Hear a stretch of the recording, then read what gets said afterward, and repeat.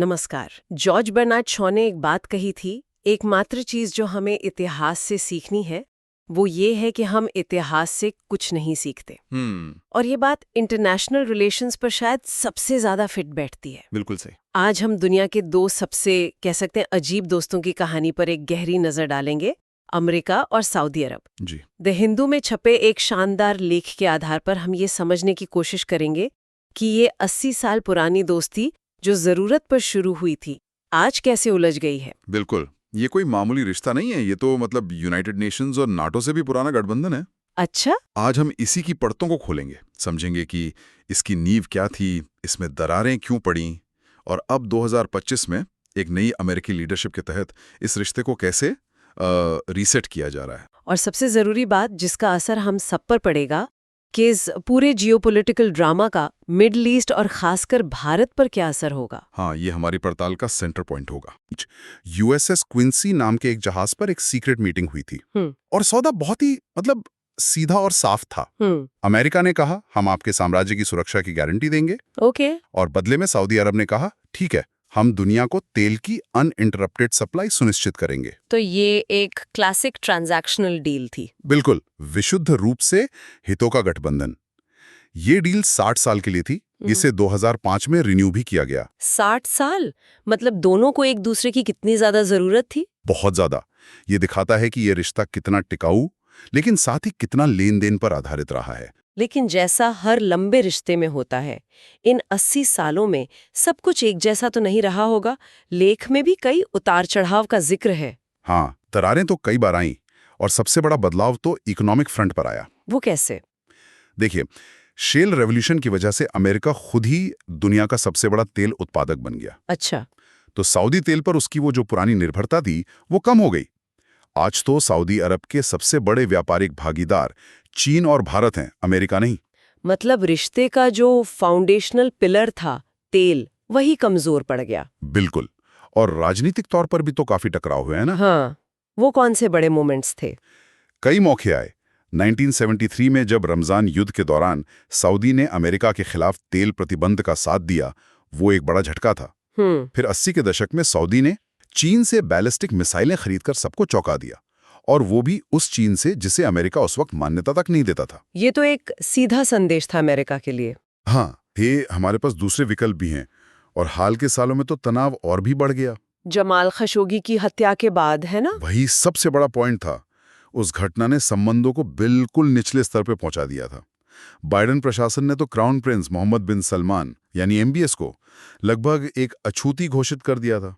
तो फिर ऐसा क्या बदला कि अमेरिका वापस उनके पास चला गया? यही तो इस कहानी का सबसे दिलचस्प मोड़ है। देखिए, जियोपॉलिटिकल रियलिटीज घोषित आदर्शों पर हमेशा भारी पड़ती हैं। अमेरिका ने देखा कि सऊदी पर दबाव बनाने से वो चीन और रूस की तरफ जा रहा है।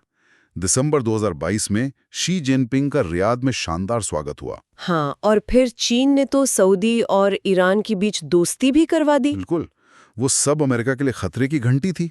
उसे लगा कि मिडिल ईस्ट में उसका दबदबा वो क्या कहते हैं खत्म हो रहा है। और फिर गाजा में इजराइल की मिलिट्री ऑपरेशन पर अमेरिकी सपोर्ट ने भी तो सऊदी के लिए मुश्किलें खड़ी की होंगी। यकीनन सऊदी पर अरब जगत का दबाव था। उसने साफ कह दिया कि भाई, जब तक फलस्तीन को एक आजाद देश बनाने का कोई ठोस रास्ता नहीं निकलता, वो इजराइल को मान्यता नहीं देगा। तो एक तरफ अमेरिका का दबाव, दूसरी तरफ क्षेत्रीय मजबूरियां। हाँ, सऊदी एक बहुत मुश्किल स्थिति में फंस गया था। अच्छा, तो यहाँ से कहानी में एक जबरदस्त मोड़ आता है।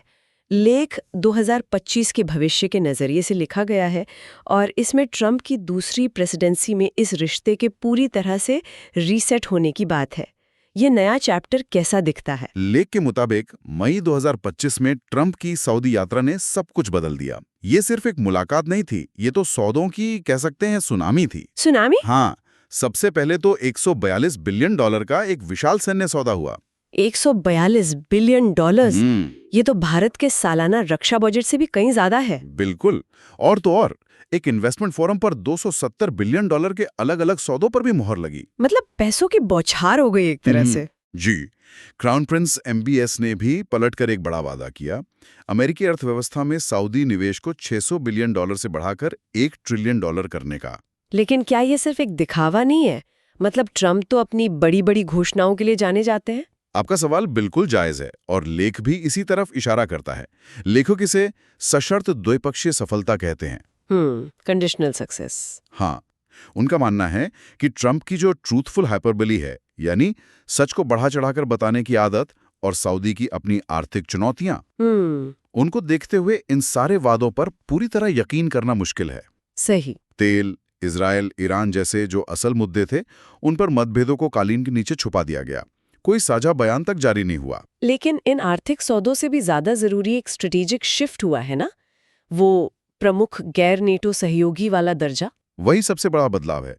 सऊदी अरब को मेजर नॉन नेटो एलाई का दर्जा देना एक ऐतिहासिक कदम है। इसका मतलब क्या है आम भाषा में? इसका सीधा मतलब है कि अगर सऊदी पर हमला होता है तो अमेरिका उसकी रक्षा के लिए प्रतिबद्ध होगा। ये वही सुरक्षा गारंटी है जो अब तक अनौपचारिक थी, उसे अब कागज पर औपचारिक कर दिया गया। ओके, तो ये सब तो हुआ अमेरिका और सऊदी के बीच, लेकिन सवाल ये है कि इस बदलते रिश्ते का पूरे मिडिल ईस्ट पर क्या असर पड़ेगा? अगर हम बड़ी तस्वीर देखें तो इसके कई गहरे प्रभाव हैं। सबसे पहले तो 40 साल के MBS, जो अगले कई दशकों तक सत्ता में रह सकते हैं, अब इस क्षेत्र के सबसे शक्तिशाली नेता के रूप में उभर रहे हैं। व्हाइट हाउस से मिले इस खुले समर्थन ने उन्हें एक तरह से अजेय बना दिया है। हाँ, कह सकते हैं। सऊदी अरब अपनी पुरानी शांत कूटनीति छोड़कर एक ज्यादा मुखर विदेश नीति अपना रहा है। अच्छा। लेख के अनुसार इजरायल के लंबे सैन्य अभियान ने ईरान को काफी कमजोर कर दिया है, जो सऊदी का पुराना दुश्मन है। जी। तो इस मौके का फायदा उठाकर MBS अब सीरिया पर लगे अमेरिकी प्रतिबंधों को हटवाने और सूडान में अमेरिकी दखल की मांग कर रहे हैं। और अमेरिका का एंड गेम क्या है इस सब में? चीन और रूस को रोकना। बिल्कुल। अमेरिका का मुख्य लक्ष्य है चीन और रूस के बढ़ते प्रभाव को काउंटर करना और इस इलाके में अपना दबदबा फिर से कायम करना, जिसे पैक्स अमेरिकाना भी कहते हैं। और तेल बाजार पर कंट्रोल। हाँ, वो भी एक अहम हिस्सा है। दोनों देश चाहते हैं कि तेल की कीमतें एक स्थिर दायरे में रहें, न बहुत ज्यादा न बहुत कम। रूस, ईरान और वेनेजुएला पर जो अमेरिकी प्रतिबंध हैं, उनसे बाजार में जो खालीपन आता है, वो सऊदी और अमेरिकी तेल कंपनियों के लिए एक मौका बनाता है। तो अब आते हैं उस सवाल पर जिसका हमारे UPSC की तैयारी कर रहे लिसनर्स को सबसे ज्यादा इंतजार होगा। इस पूरी कहानी का हम पर यानी भारत पर क्या असर पड़ेगा? देखिए, लेख में भारत के लिए 5 मुख्य इम्प्लीकेशंस बताए गए हैं। इन्हें एक एक करके समझते हैं। जी। भारत के लिए सबसे पहली और शायद सबसे बड़ी चिंता है सुरक्षा को लेकर। सुरक्षा? वो कैसे? लेख में एक हाइपोथेटिकल सिनेरियो का जिक्र है कि सितंबर 2025 में सऊदी और पाकिस्तान के बीच एक स्ट्रेटेजिक डिफेंस डील हुई, जिसे अमेरिका का भी मौन समर्थन है। यानी सऊदी के कंधे पे रखकर बंदूक चलाई जा सकती है। ये तो वाकई गंभीर बात है। बिल्कुल। डर यह है कि इसके जरिए पाकिस्तान को वो एडवांस्ड अमेरिकी हथियार मिल सकते हैं जो उसे सीधे तौर पर नहीं मिलते। ये भारत के लिए एक बहुत बड़ा स्ट्रेटेजिक चैलेंज होगा। ठीक है, ये हुई सुरक्षा की बात। दूसरा पॉइंट ऊर्जा सुरक्षा से जुड़ा होगा। हाँ, भारत दुनिया का तीसरा सबसे बड़ा तेल आयातक है, तो हम तो यही चाहेंगे कि तेल की कीमतें कम हो। जाहिर है।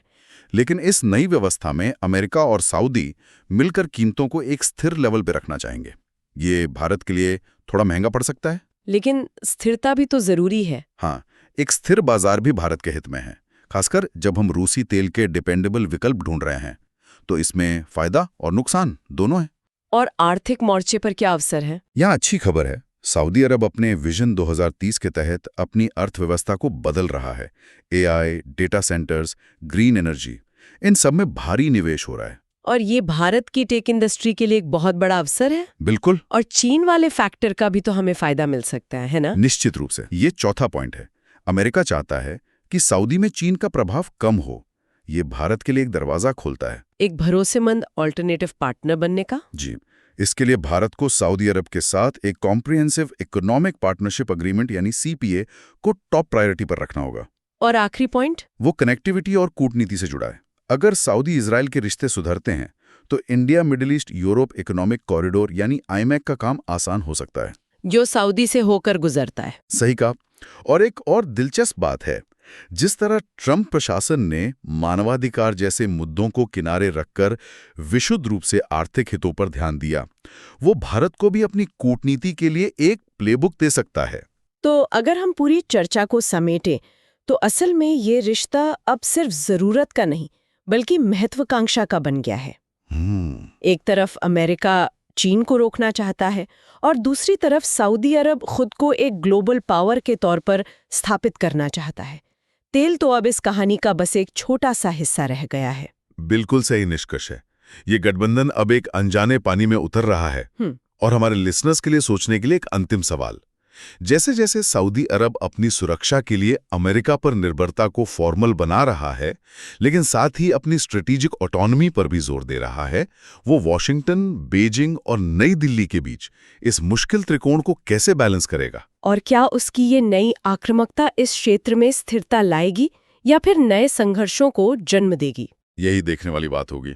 इस पर आपकी क्या राय है, हमें कमेंट्स में ज़रूर बताइए। अगर आप ग्लोबल पॉलिटिक्स से जुड़े ऐसे ही एनालिसिस में इंटरेस्टेड हैं तो हमें लाइक और सब्सक्राइब करना ना भूलें।